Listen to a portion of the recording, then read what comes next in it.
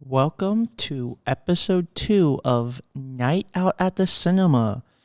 As always, I'm your host, Tyler, and today on our agenda, we will be playing Cinenerdle, Cine 2 Nerdle, a new game I found recently. It's called Box Office Game, and we will have a little interview today. And we will be rounding out with box office from the last weekend or two. So stick around, and Tyler, you know what to do. Hit that intro. Hey, is this thing on? I'm your host, Tyler, and welcome to Night Out at the Cinema, where we talk everything cinema. Why don't you come along for the ride? And welcome back, everybody. So today we will be playing a few games on our episode today, but I did not do this in the first episode. I would like to introduce myself. So I am Tyler, your host of the Beautimus Night Out at the Cinema podcast. I have been working in movie theaters for about about 5 or so years by now.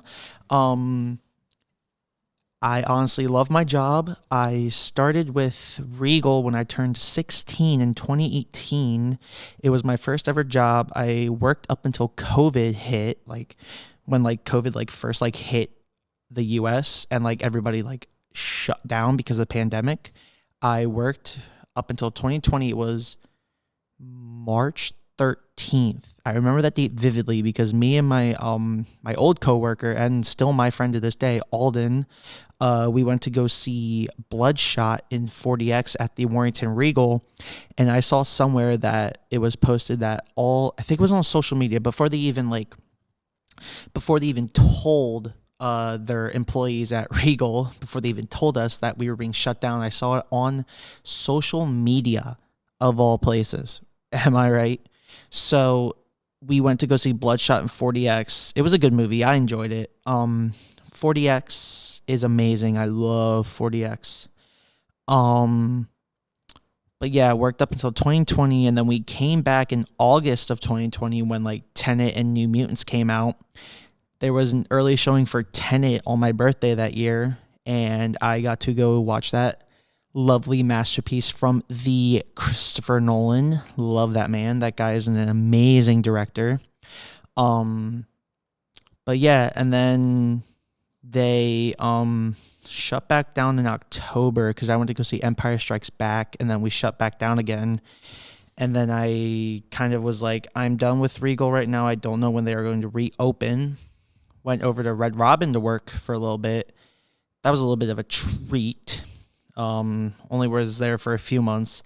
And then in 2021, I decided to apply for AMC Theaters, the AMC Center Valley 16 location, about 20-ish minutes from my house.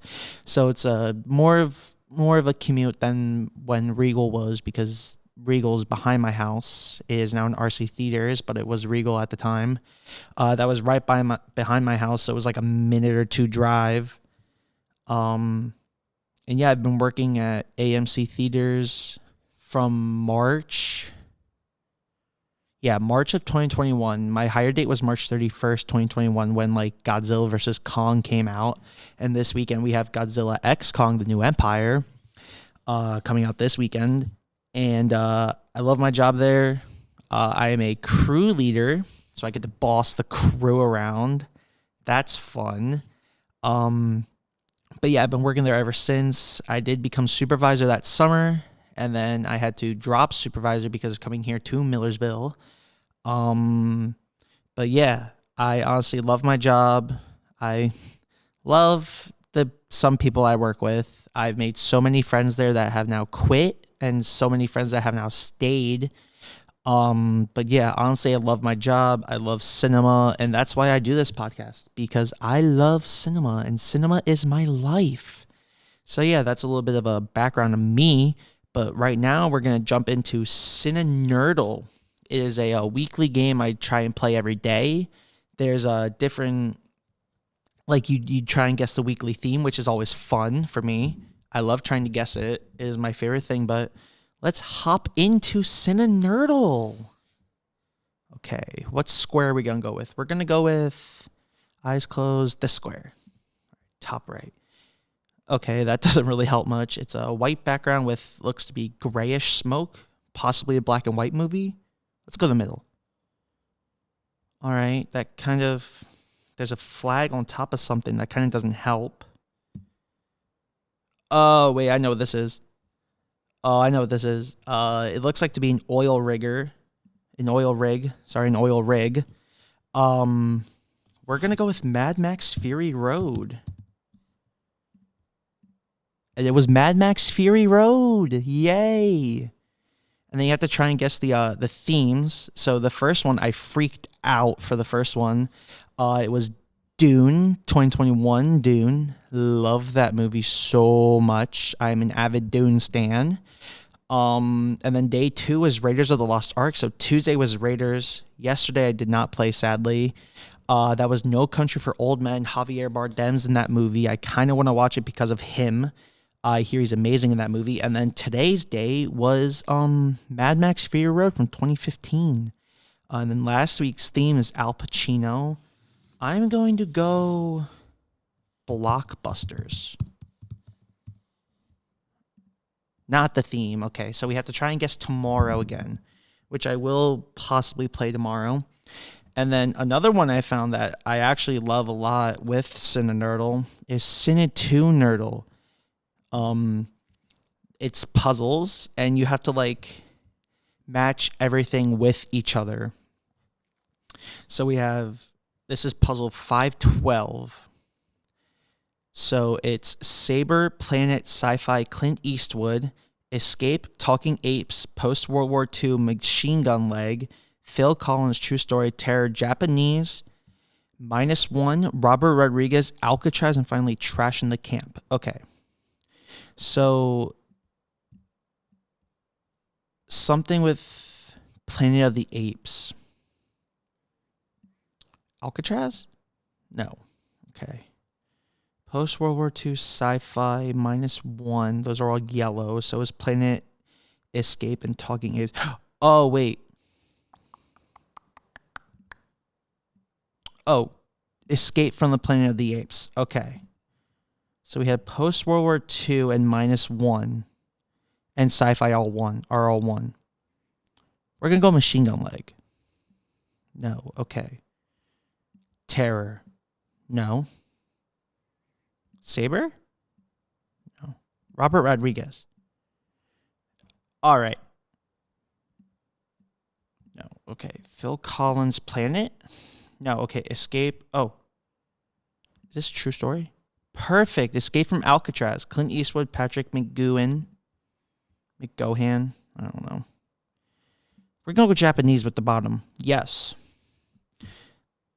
Godzilla -1. Okay. All right, so we have Planet, Phil Collins, Saber, Trash in the Camp, Talking Apes. Oh, wait. Is this... Move that down. Damn. All right, we got 3 out of 5. Not bad, personally, IMO, but I think the world got 4 out of 5. So let's see the solution. All right, Escape, Talking Planets, Planet, Talking Apes, Planet, Sci-Fi. Okay, that's Escape from Planet of the Apes. Escape from Alcatraz at the top. Talking Apes, Trash in the Camp, Phil Collins, Saber. That's Tarzan. And then Planet Terror, Robert Rodriguez. Rose McGowan, Freddie Rodriguez. And then Sci-Fi Japanese -1, Post-World War II. That is Godzilla -1. Honestly... That was a pretty good one. I'm not even going to lie. That was pretty good. I love that. All right. And then we're going to go over to Box Office Game. Yay. This is one that I recently found. You have to try and guess what movie it is from like a weekend. And then like if you want to do like archives, you can donate. Apparently. It's like $3 is the minimum. Honestly, not too bad. If I had the money, I would donate the $3 so I could play previous weeks. But yesterday or previous weekends. Yesterday's was pretty fun. I liked yesterday's. I got a few of them right, but we're gonna hop into today's is weekend of August 6th, 2010. So I had to try and guess like what like movies they were from the weekend. So like weekend of like one of them was one of the weekends of 2019, I think, and I got most of them correct. But this is weekend of August 6th, 2010. So we have the top 5. Its distributors are Sony, Warner Bros., Touchstone, Sony, and Paramount. So we're going to go, the first one, we're going to reveal the tagline. NY's finest, we're busy. Okay. We're going to go the second one, the Warner Brothers one. Your mind is the scene of the crime. Is that Inception? I have a feeling that's Inception. Oh, let's go. I love it. I love it. Awesome. Touchstone. Two Worlds, One Dream. Okay. Then we're going to go the next Sony movie, who is...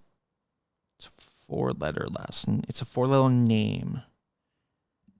Then we're going to go Paramount. Takes one to know one. All right. And then what I like to do is I like to... let's do director this time. Adam McKay. Is this 21 Jump Street? No. What? What? Oh, damn. John M. Chu. Two Worlds, One Dream. John Chu. Okay, we'll come back to that. We'll come back to that one. Director Philip Noyce.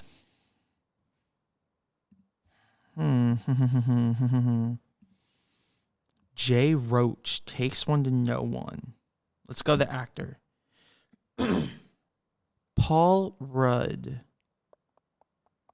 What Paramount movie was Paul Rudd in? What Paramount movie was Paul Rudd in? Oh, bro, I don't know. Will Ferrell.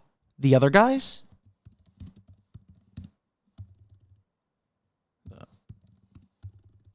They already have Godzilla X Kong on here? What? The Other Guys. I think it's this one. Opa! Hey! Alrighty. Touchstone, John Chu. Rick Malambry. I don't know that. I don't know that one. Okay, Angelina Jolie.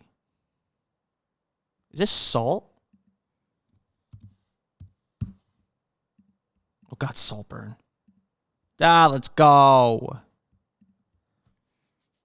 All right, now we need the Paramount. Paul Rudd. Steve Carell. Steve Carell. Oh no. No. I know it. Hi, welcome to my mind. I think I know it when I probably don't. Takes one to know one. Takes one to know one. Oh, what movie were they in together? What movie? Oh my God. What movie were they in together?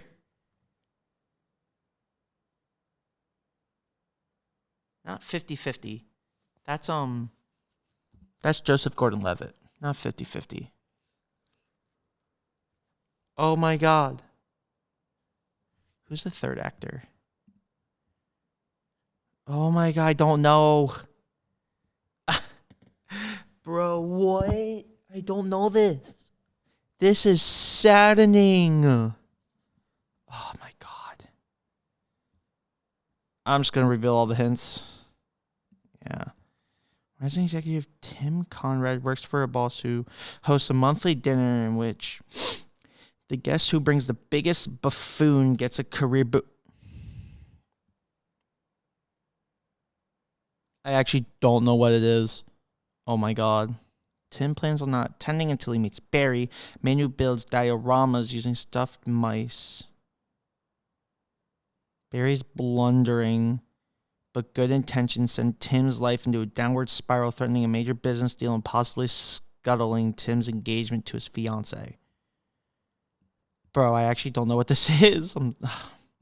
Dinner for Schmucks. Of course it is. Genre, drama, romance, musical. 30 mil is the budget. Final gross was 42. Worldwide was 159. Yes. A tight-knit group of New York street dancers, including Luke and Natalie. Is this like some kind of like West Side Story, like not rip-off, but like kind of like similar Step Up? I definitely would not have got that one. I don't know much Touchstone movies, but that was Box Office Game. I love this game. It's pretty fun. I only missed one on a guess, but I got 3 out of 5. I call that a improvement. So yay. But I think it's time that we take it on over to my interview. Tyler, let's take the interview. So today I am joined by Trinity Johnson, who works at RC Theaters, Carlisle Common. Nope, you messed it up. Nope, did I mess it up? I work at RC Carlisle Commons Movies 8, baby. There it is. So just explain what all you do there, and then we'll get into what I have to talk about today. Gotcha. So basically, up until very recently, I was a regular old employee, regular old blue collar worker. Our shirts are blue, so we call them, the blue shirts. The blue. So basically, I did ticket sales, I did concession sales, I did a lot of cleaning, the theaters, keeping things nice, keeping things running. Very good. And then just recently, I was promoted to not manager, but like a shift lead, which basically means I get to yell at people, and also I have a little bit more control in doing all that. Like, yeah, I still get to clean, but I can tell other people to clean if I want, but they don't clean well as I do, so I still have to clean. But like, I could override, do refunds, all that fun stuff. At the beginning of when I started working, it was still the era where like we'd wear masks. Yeah. The workers had to wear masks. Customers had to wear masks, that kind of thing. Also, we were pretty dead for the most part because this was also the era where, things were coming out on streaming and in the theaters. And at that point, a lot of people preferred to see things at home. Shout out Warner Brothers with HBO Max. Yeah, shout out Warner Brothers. We love Max. That. It was a good feature. But one thing I remember specifically was there was a lot, I think it was Peter Rabbit 2. Oh, God. I had a lot of parents come in with their kids. Yeah. And, like, their kids were, like, I don't know, kid age, but, like, older kid age. And they're like, yeah, this is their first time seeing a movie. And I was like, what? Their first time? Like, in a theater. And I was like, there's no COVID. way. But because COVID, a lot of kids were in COVID, they, weren't able to go to the movie theaters. And a lot of kids I could tell, obviously Peter Rabbit 2 is nothing really to write home about. No. But to be able to see a movie in theaters after, only ever experiencing them in your home, that would be really awesome, in my opinion, at least. Yeah. So I really enjoyed that aspect. But I would say that just recently, obviously, as everyone knows, Barbenheimer, whatever, it brought people back. Yes, it did. In a way that movie theaters have not seen since before COVID. And it was, in my opinion, I loved working at even at the most stressful, most busy moments, and it was very stressful and very busy. Yes, it was. It was very nice to see people returning to the theaters after so much time. It was nice seeing this like big flock of people coming out, especially with like my theater, how we have a Dolby Cinema and IMAX. If anybody doesn't know, Dolby Cinema is exclusive to AMC. Fun fact, I know RC Theaters has RC Extreme. The one behind my house has it. My theater I work at does not. We have 8 little rooms. 8 little rooms. two of them have had people die in them before. Fun fact. No. Yeah, no, it was a lot. Yeah. But especially Oppenheimer specifically, because a lot of people came for Barbie and Oppenheimer, but we had a lot of older people come for Oppenheimer, and when they would come, they'd always tell me like, I haven't been to the movie theater since before COVID. I was like, oh my gosh. I mean, they were both good movies to be back with. Yes, they were both like I said. Like, to be fair, they are great movies. Yes. That like I would be very stressed at work, but it was really nice to see people. Yeah. Especially for two really good movies that are great cinematic experiences. One's better than the other, but I digress. One is better than the other. One is better than the other. That's Barbie. But Barbie's the better one. that's Oppenheimer. But yeah, just especially, I mean, Barbie specifically, obviously Oppenheimer too, but like to see a lot of young girls in the theater and like their parents be like, yeah, they haven't been to a movie theater because of COVID. They haven't been to a movie theater since before the COVID times. It was crazy. I mean, it's insane. I'm an avid movie theater goer as well as Yes. an employee, so I had been there several times, but I can't imagine. I see the good side and I see the bad side. I do. Do you have any like notable experiences? Like any like things you've had to deal with? Bad or good? Let's go with both. I'll do both. a good one. Just recently, I was working, and this woman came, and she was like trying to get. The way ours works is if you get like past a certain amount, like it's always better to just do a combo meal. Yeah. So she was getting like large drinks. She's like, I'm a large popcorn. And I was like, okay, just do this combo meal. And she's like, thank you so much. Like, she was acting like I was really helping her out. I was like, whatever. And she told me that she was there with her son and her son's two friends who were ex-Mennonites. And they were like in their like early teens, and they had never like seen a movie. Ex-Mennonites. Yeah. Like, oh, Mennonites. Like, yeah. Oh, I thought you said meta. No. Okay, Mennonites. Mennonites. Like, yeah. I think either Amish or Mennonite, but like they grew up without electricity. It's all under the same like branch. Yeah, and they had never seen a movie before. Okay, so, that doesn't shock me actually. So they were like, it was like their first time like going, like the mom was taking them out and all these other places, and one of the places she took them was a movie theater, which would be like, can you imagine? Dude, I'd be like, I know, I can't imagine. What is this? They were sitting front row for Wonka. Oh. really see up Timothy Chalamet's nose right there. Yeah, you really can. For a bad experience in Wonka, also with Wonka, isn't that crazy? I was in the bathroom, and this while I was in there, I was washing my hands, and this woman is in there next to me using the bathroom, and I feel like she's looking at me, and I'm like, oh my gosh, we just had like a really long line. Is this woman like mad at me? Like, I want to be like, can I help you? But I don't. You're like, hi. Yeah, hi. So I step out, and she like goes, oh, do you work here? And I'm wearing the uniform, so I'm like, oh, yeah, I do. And she goes, my son just threw up all over the theater, and I need help. I was like, oh man. So she starts like apologizing, and she explains where it is. And I look back at the staff working, and labor laws in PA state that people under 18 can't clean up vomit, can't bodily fluids. And who else do I have working with me other than only people under 18? So I'm going to guess under 18-year-olds. Yep. So I go, and Timothy Chalamet is singing his little heart out, and I'm scooping vomit into a bag. What song was it? It's the one, it was near the end, thankfully. Okay, that's good. I might have been Pure Imagination when he does. Oh, so at the end. Yeah, yes. Like at the end. We love that. Yeah, that is good. And then one bad experience I had. Ooh, this really shook me. I was a supervisor back in 2021 before coming here. And it was Boss Baby 2. Boss Baby 2.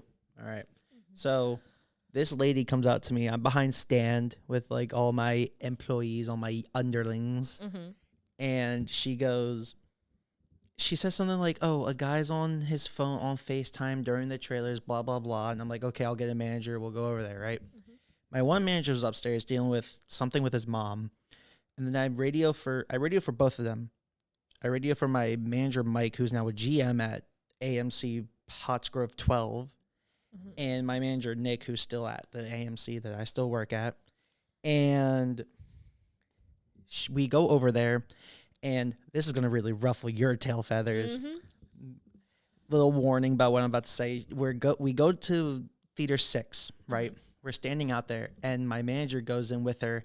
And before they go in, she goes, by the way, he's black. I'm like, what? Yep. Mm-hmm.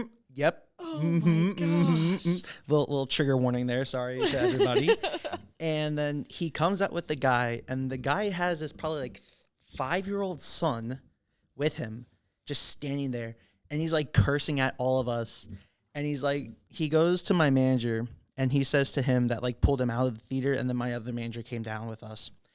And he's like, I should slap that earpiece out your goofy ear. And then he threatens to slap all three of us. Dang. And we're like, yeah, no, you're leaving, bud. Yeah, no, kick them out. So, yeah, that's always the one that I always say. Dang. But is there anything you're exciting? Like, is there anything you're excited about working? Like during like any movies you're excited about soon working?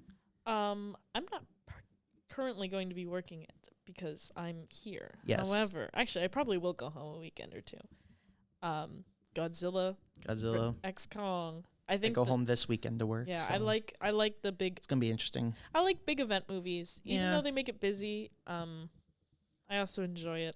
My 2 favorite types of movies we get are big event movies. Mhm. You know, Barbie, Oppenheimer, blah blah blah, and also blah. I love a good old person movie. The old people who come in are either really sweet or really racist, and I cross my fingers. always for get the mix sweet of the ones. two. Yep. Or in my case, there's always the rich white people Yeah. See, that live by my theater. we get a lot of. If they're old, they're either really nice and they're gonna tell me to have a great day. They're gonna tell me I need to. They always, every single time, they stop me afterwards and they go, "Have you seen this?" And it's very clearly a movie. Like I'm not gonna watch Where the Crawdads Sing. Yeah, I'm not gonna watch Cabrini. Yeah, I'm not gonna Come on watch now. that. But they Come on ask me if now. I've seen it, and they're gonna say I should have a great day. But other times I get called the colored girl. Okay, I've that's been- fun. That's fun. I've been called the colored girl at work before. Isn't that crazy? That's fun. Someone called my manager to complain. We about always me. love it.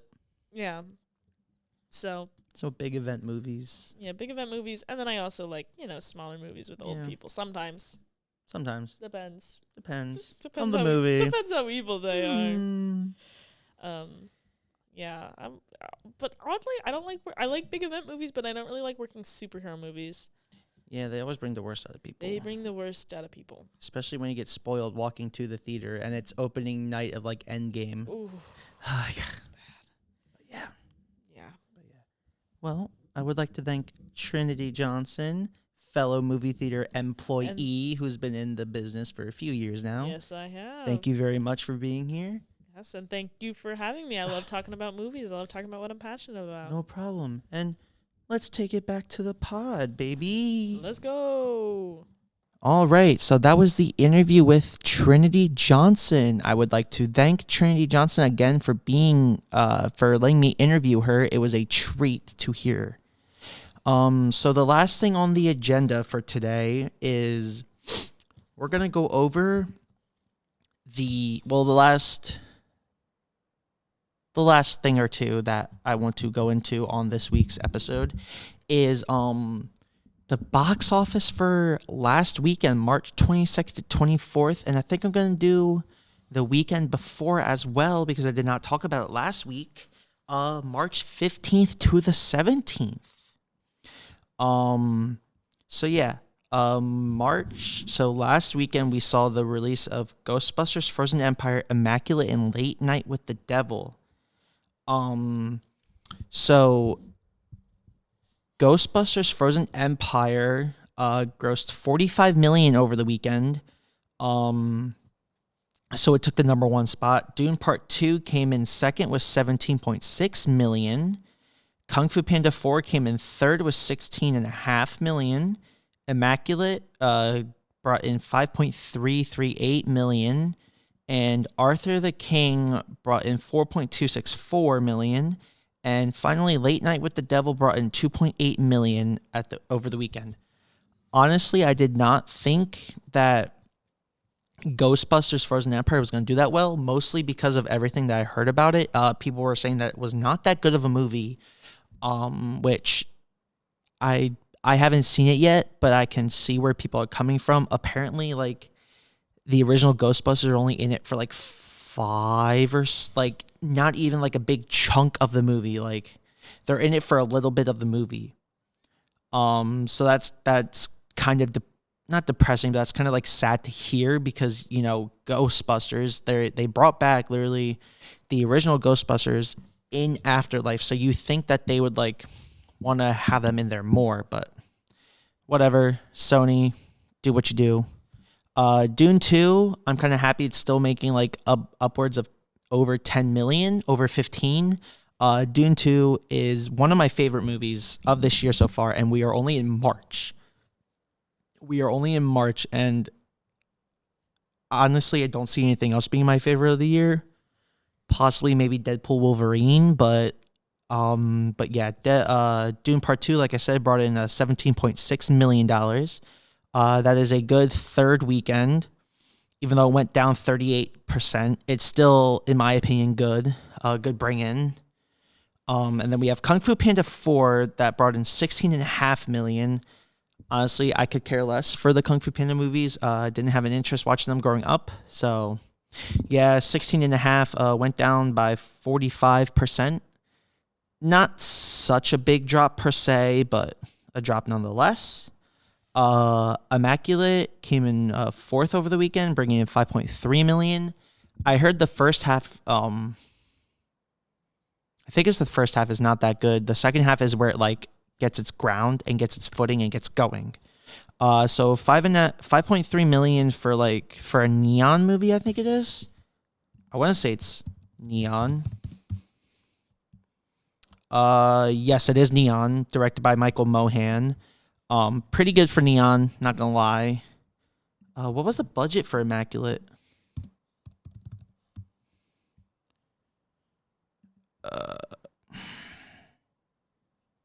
Oh wait, it'll tell me on Box Office Mojo. Give me 1 second, please. No, it will not. No. Okay, well, I don't think the budget was that high. So bringing in 5.3 million for opening weekend is not that bad. Next, we have Arthur the King, bringing in 4.2 million. What did it make last weekend? Domestic weekend. Okay, so it went down by almost half. It went down by 44%. If you go down by almost half in your second weekend, that's pretty bad. Your typical like true story movie, Mark Wahlberg's in it, Simu Liu, your typical true story movie. I have no interest in seeing it, but obviously people are going to watch it, so that's good, honestly. And then lastly, we have Late Night with the Devil that opened this weekend as well, this previous weekend, to 2.8 million. Okay, I know the budget was, I think, smallish for this movie. So being an IFC film movie, any money they bring in, I think, is going to be good. So bringing in 2.8 for a small movie is not that bad. And then I quickly want to go over last weekend's box office earnings real quick, because I did not do that last episode. Kung Fu Panda 4 last weekend brought in 30.1. It was a 48% decline. It lost 48% from the week before, from opening weekend. Honestly, 30 million second weekend for Kung Fu Panda, not bad in my opinion. Dune 2 brought in 28.5. It dropped 38%. I mean, it came out the weekend before and opened to, or it came out 2 weeks before and opened to 82 million. So obviously in 2 weeks, you're going to drop money, obviously. And then the weekend after was the 8th, dropped 44%. You're going to see a typical drop because new stuff is coming out and people want to watch new stuff. And majority of people have already seen it at that point. So you're going to get a big drop off, in my opinion. We had Arthur the King opening the week before last week. 2 weeks ago, technically, by the time this comes out, I guess 2-3 weeks, to 7.6 million. Lionsgate usually does smaller budget movies, so that's good in my opinion.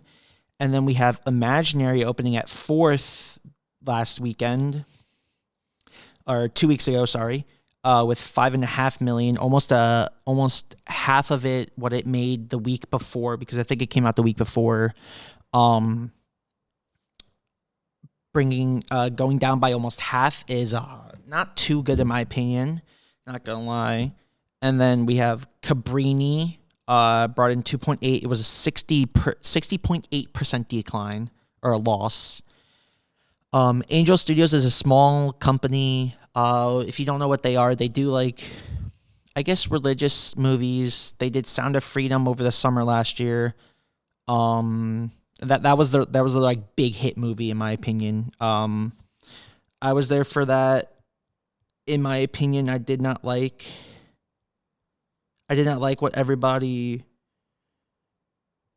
was doing to the theaters, but whatever, it's fine. But yeah, besides that, that's just my opinion.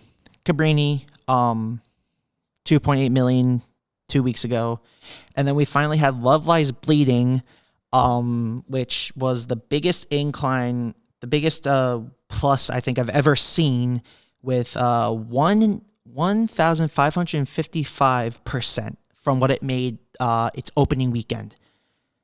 That is amazing. 2.4 million. A24 does small.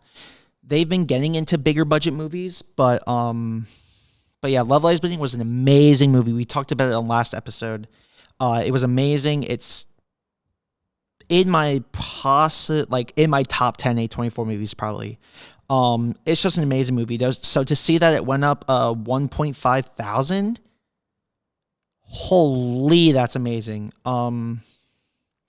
But yeah, so that was the box office weekends for 2024, weekend 12 or weekend 11, March 15th to the 17th, and weekend 12, March 22nd to the 24th.